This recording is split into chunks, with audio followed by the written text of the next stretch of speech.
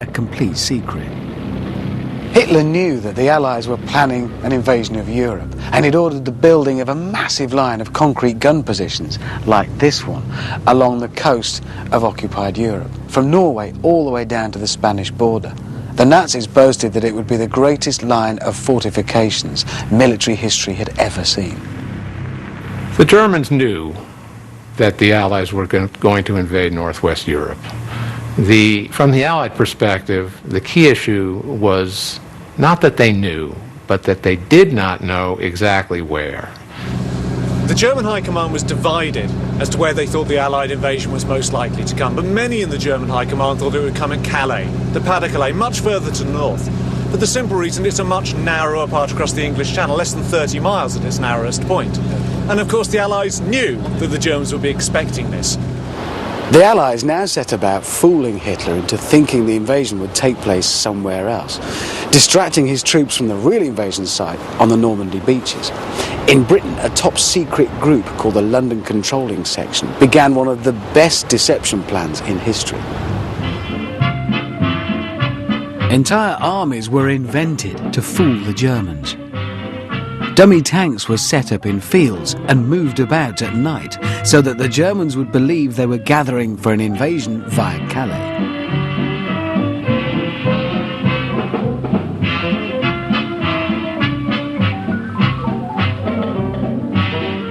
Mock airfields were made more realistic by spraying weed killer to make wheel tracks in the grass. Canvas landing craft were moored off the coast.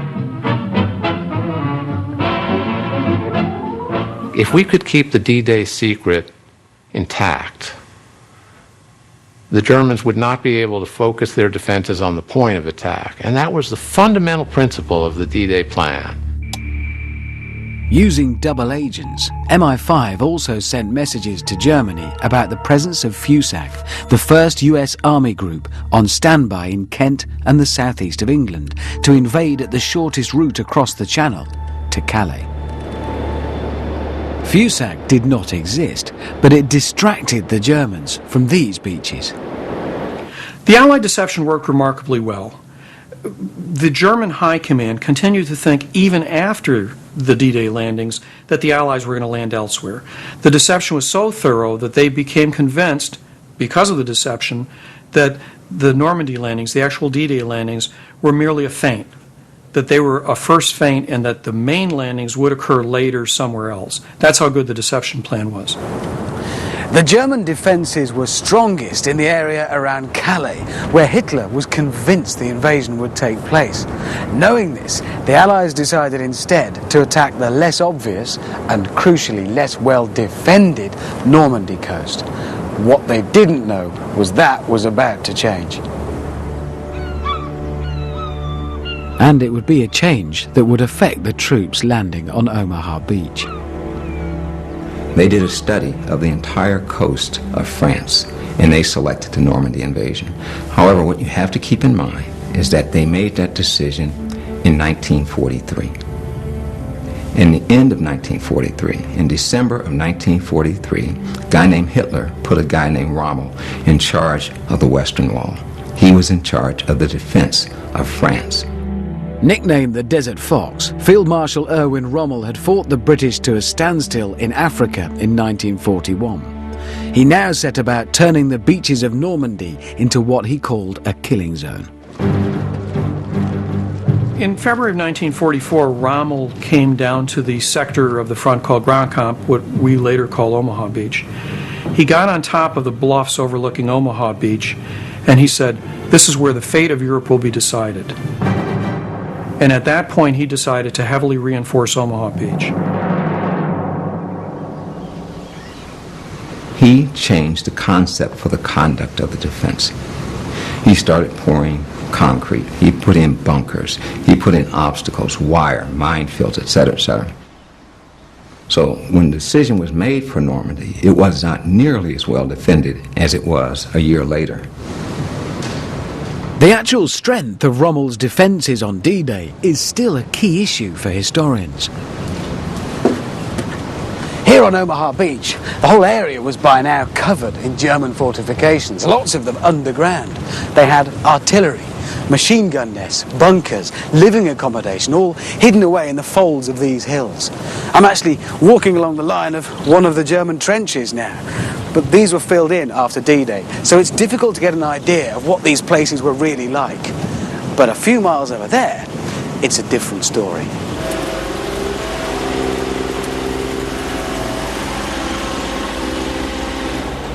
Military enthusiast Gary Stern has made an amazing discovery. An extensive German gun battery near the village of Grand-Comte-Mézy, just west of Omaha Beach. Buried since the end of the war, its re-emergence over 60 years later created news headlines. Just to give you some idea of the size of the guns involved in this, this is one of the 155mm shells that we found here. This one's live, it's going to go in a big hole somewhere and disappear forever. But this is one of the actual ones that was found just here.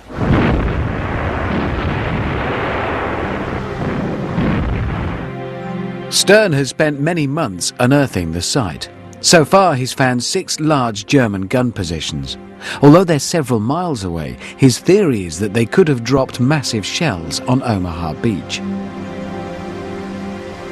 But one of the problems faced by historians in trying to understand why things went so badly wrong on Omaha Beach is getting a complete picture of the German side of the story.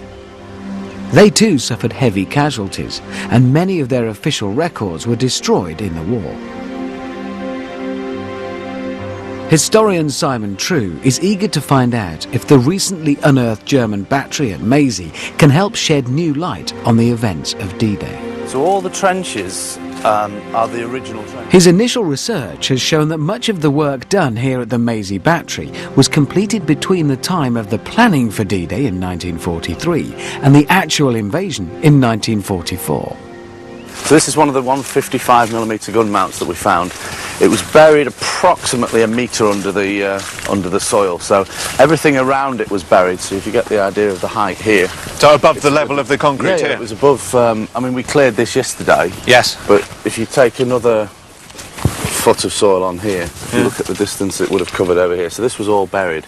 The guns are big things, you know. They're a large-sized gun. The range estimated by the intelligence reports after the battle was 13,200 yards. And how far is Omaha Beach? My understanding is about 7 miles, 7.5 miles. So I think. But could these guns be the reason so many died on Omaha Beach? The rediscovery of Mézy Battery offers a new opportunity to find out just how strong the German defences along this part of the Normandy coastline were. The Allies knew there were large artillery guns here, but Gary has also uncovered many underground buildings. And this is an ammunition tunnel. Yeah. So what you've got on the left here is 2 big rooms which would have held the explosives, The charges. charges in themselves, and that would be stacked high with shelving full of steel shelving full of ammunition. Okay. So this is the command centre for the entire Mézy battery site, so yes? It's organising everything that's going on on the site. Gary believes that up to 400 German soldiers were based here, and he's also unearthed personnel buildings, offices, a medical post, and 2 miles of trenches within a 108-acre site. So over here, covering the entrance steps down that we've just walked down now, you have a steel plate and a hinged door on it, and mounted into there is a small machine gun, would be covering the whole of that area, so a man could look through a pair of goggles up there and fire at anybody coming. The idea was that this was meant to be a strong point. Nobody could attack it, nobody could get inside it. Everything thick steel, heavily defended, and they could fire at people and keep And it's people only, at bay. what, 2 or 3 metres, isn't it, to the Absolutely, top of the steps? absolutely. Yeah. But I think at the end of the day, Hitler's ideal was that every man should last to the last bullet. Yeah. So on the left there, we've got an escape hatch for an ammunition store. But after further research in official documents, Simon is not yet convinced that the Mézy guns quite had the firing range to reach Omaha Beach. But he believes that the site is an excellent example of how Rommel's influence had transformed the German positions along the coast. The work done by Rommel's troops in late 1943 and early 1944 completely changed things. The defences of Lower Normandy on D-Day were much, much stronger than the defences had been even a matter of months earlier. And Mézy provides a nice illustration of how this work had been done, making things much more robust, much more sustainable, much more likely to be able to sustain Allied bombardment.